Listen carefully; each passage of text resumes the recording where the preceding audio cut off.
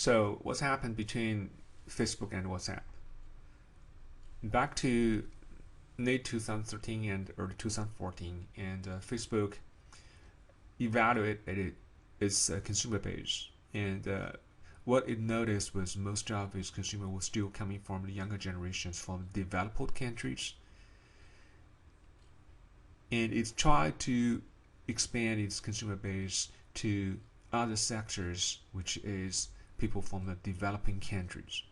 All right, and did a lot of research, and eventually it actually started the conversation with WhatsApp, who is our um, pioneers, I would say, one of the pioneers, providing very cheap service.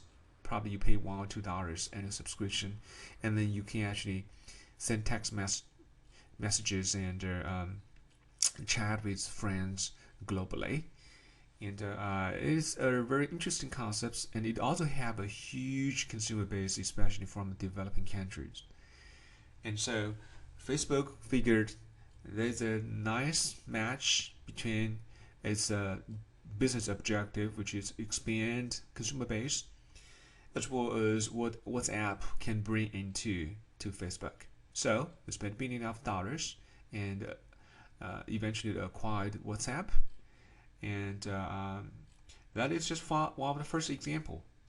And if you look around, looking at what happens over the years, especially for the acquisition and merger acquisition in the business, you can see a lot of things happening where if there is a match between its business objectives, either is smaller or larger companies, and actually they will actually work through the whole process and finish the merger and acquisition, because uh, it will help them either to expand the consumer base or actually help them provide a complete lines of products or service, such as in the gas and oil industry. If you look at it, we have upstream, midstream, and downstream.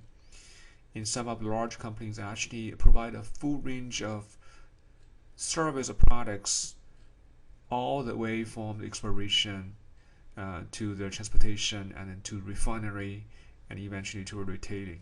All right, but some of the gas and oil companies only doing the upstream or downstream. All right. And then the next example, dealing with the Netflix and Comcast. What happens for Netflix was it is one of the largest online video streaming companies that allows you to download movies and the videos on a subscription basis. Right, you pay probably $10 or $20 per month, and then you actually have access to a wide variety of different videos on the website.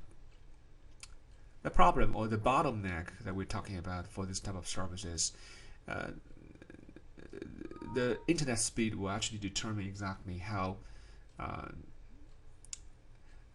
many videos or movies you can stream within a certain time frame. Right, the faster speed of the internet, then you have easy access to all the different videos. However, if you're not just talking about in a family, in a household, but also in your community where the internet speed actually are limited, which means the number of data that can be transferred from Comcast over to a neighborhood or to a household is limited. For instance, my internet connection is around 40 megabytes, and that pretty much provide a lot of data service that I can use on the internet. But if I'm streaming, what's happening is, if my wife or my son is using the internet to browse a website or actually chatting with their friends, they're going to experience delay, because I'm going to take a large share of their internet speed from Comcast. This is what happens to Netflix, where when people with a subscription streaming videos from Netflix, the non-subscribers who's sharing the internet with the subscribers will experience a huge delay in the speed.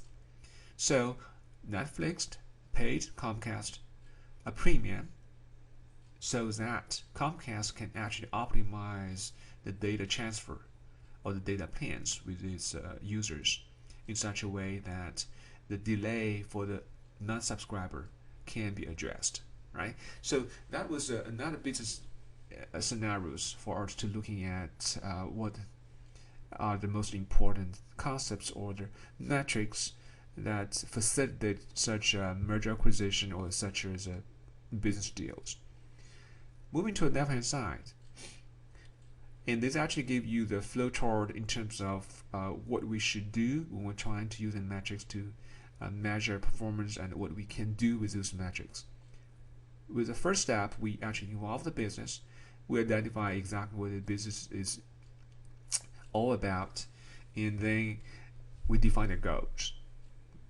And then based on the goals, we agree on the objectives. Based on the objectives, we start with the measurement or the metrics.